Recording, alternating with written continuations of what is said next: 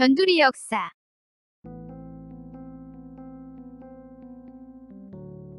사무라이는 일본 봉건 시대의 무사를 뜻합니다. 가까이에서 모신다는 의미에서 유래했으며 귀인을 경호하는 사람을 가리켰습니다. 그리고 헤이안 시대 이후 일반 무사를 가리키게 되었습니다. 주로 가마쿠라 막부에서 에도 막부까지 무인정권의 정치 및 사회 제도를 말합니다. 토요토미 시대에 이르러 비로소 일본 밖 외국인도 사무라이가 될 수 있었는데 주로 가장 가까운 나라였던 조선에서 건너온 무사가 많았으며 이후 중국과 서양 출신 사무라이도 등장했습니다. 공식적으로 기록된 외국인 사무라이 외에도 사무라이로 추정되는 외국 무사들이 다수 있었는데 오늘은 아프리카 출신 사무라이 야스케에 대해 알아보겠습니다. 야스케는 최초의 외국인 사무라이로 알려져 있습니다.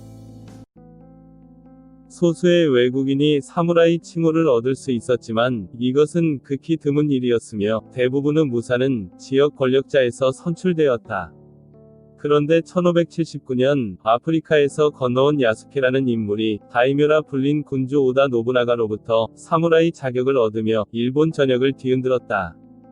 일본에 오기 전 행적에 대해 거의 알려진 것이 없는 이 16세기 후반 인물 야스케는 일본의 센고쿠 시대 및 아즈치 모모야마 시대에 모잠비크에서 건너왔다고 전해지며 흑인 남성이다.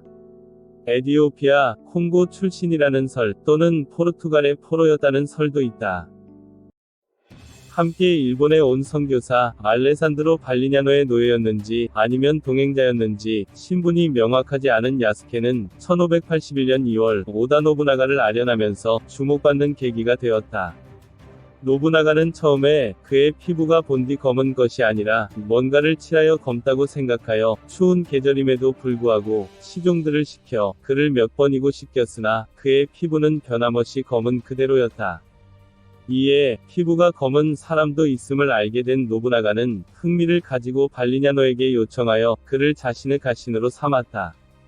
당시 사무라이 10명과 대적할 수 있는 거대한 체격과 엄청난 체력 그리고 짐승 같은 검은 피부에 사로잡힌 노부나가는 즉시 야스케를 그의 호위무사로 삼았는데 아프리카 사람을 사무라이 무사체계의 한가운데 두는 것은 전례 없는 파격이었다.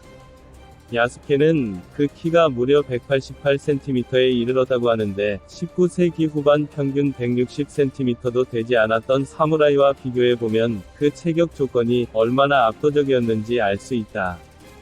하지만 그가 단숨에 사무라이 자격을 얻을 수 있었던 것은 남다른 체격 외에 특출난 무사적 재능이 있었을 것이라고 역사학자들은 추측한다.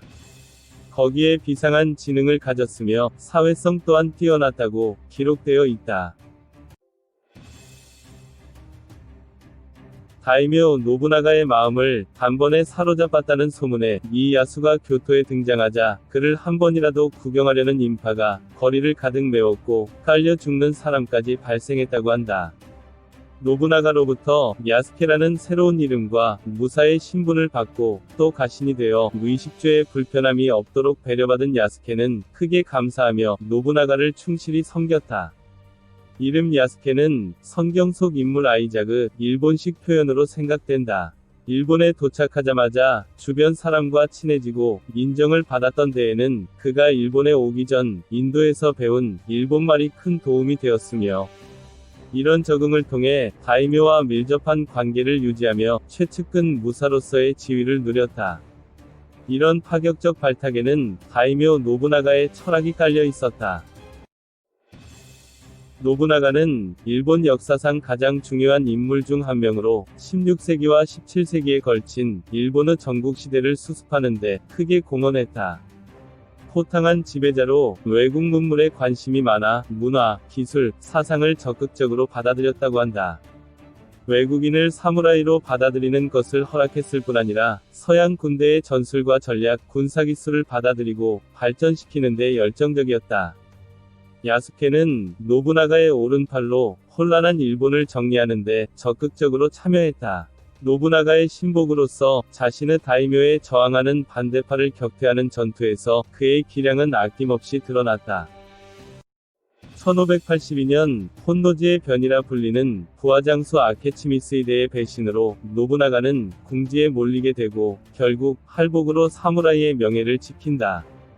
당시 진을 치던 아주치성을 버리고 탈출하라는 노부나가의 명을 따르지 않고 성에서 저항하던 야스케는 군주가 죽은 지 일주 후 미스이데의 포로가 된다. 다른 사무라이가 모두 할복을 했지만 그는 유럽 방식을 선택하고 항복한다. 당시 야스케를 포획한 아케치 미츠히데는 검은 자는 동물인지라 아무것도 모르며 또한 일본인도 아닌지라 이를 죽이지 않겠다라며 처형하지 않았으며 따라서 할복을 강요하지도 않았다. 하지만 이런 결정은 사무라이 정신에 어긋나는 매우 모욕적인 조치였다.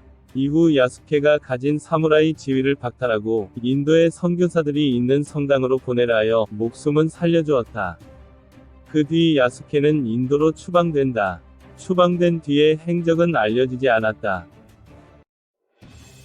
사무라이 야스케가 활동하던 시기는 일본 역사에서 가장 폭풍우가 치던 때였다. 이방인으로서 한 국가의 최고 계층에 오르는 영예를 누렸지만 이 사무라이에 대해서 알려진 것은 거의 없다. 그의 품성이나 운명조차 명확히 드러난 것은 없다. 이 검은 사무라이의 삶이 그 처음과 끝을 시원히 드러내지 않았지만 그가 활약했던 시기는 일본의 역사와 문화의 큰 물줄기가 바뀌던 시기였다. 일본인들은 여전히 이 검은 전사를 기억하며 첫 외국인 사무라이로 숭배하는 대중문화를 통해 그를 잊지 않는다. 이번 동영상에서는 검은 피부색으로 일본의 사무라이가 된 아프리카의 무사 야스케에 대해 알아봤습니다. 짧은 내용이지만 재미있었기를 희망합니다. 감사합니다. 변두리 역사